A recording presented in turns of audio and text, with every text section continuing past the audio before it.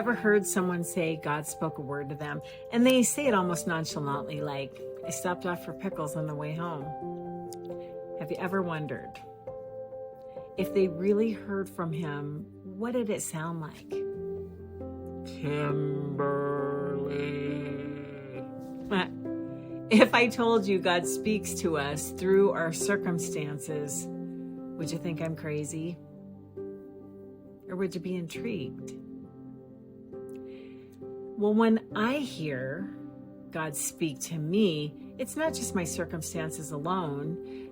He speaks to me through his word, the Bible, and he uses my circumstances to illustrate it, his point.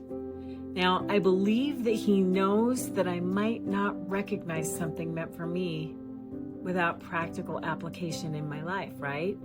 And he did that so beautifully for me this week.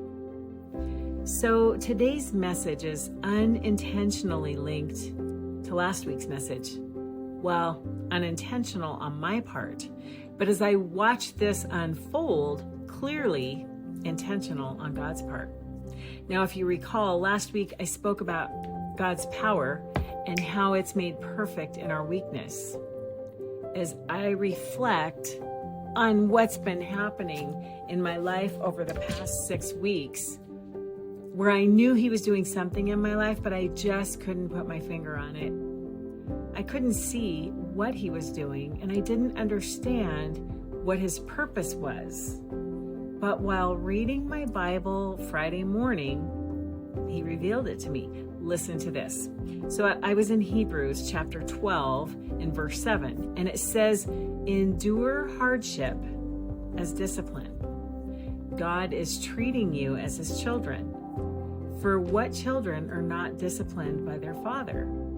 And then verse 8 goes on to say, if you are not disciplined, and everyone undergoes discipline, then you are not legitimate, not true sons and daughters at all.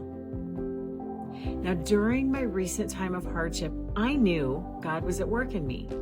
I just didn't know what he was doing. Today, I see how he desires my complete dependence on him. As I said last week, I was depending on myself. In my own power, I wanted to fix my circumstances, but he closed the door to that. He required me to rely on him, not myself. What I had previously seen as an attack from the enemy was actually a loving act of discipline from my Father in heaven. He was molding me, shaping me. He was teaching me not to be self-reliant, but to depend on him for everything.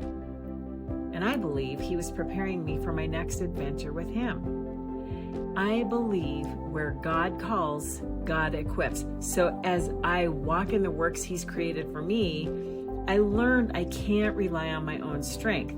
I must rely on his provision. For his power is made perfect in my weakness. I just needed to recognize my own weakness so that I could depend on his power. Now, I'm going to be bold and share this with you. God has great plans for me, and he's revealed them to me. So I took a step in faith, and I was bold for him. And now I'm sitting back waiting for him to work out the details. I've made plans in my mind, but I am trusting him to see those plans come to fruition. I no longer feel the weight of self-reliance in this venture. You see, I have heard a call to moderate or to bring a Christian event to the women in my area. An event where women can come together to offer worship and praise and to be fed by some powerful speakers for a few hours on a Saturday morning, or Saturday, not just the morning, but a Saturday next spring.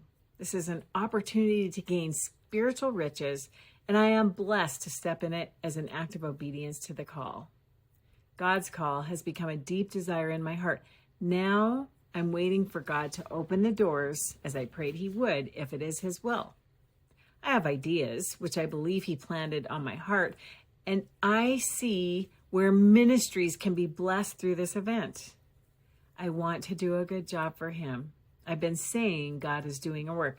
I can't wait to see how he crafts it and who he brings in to join me on this next journey.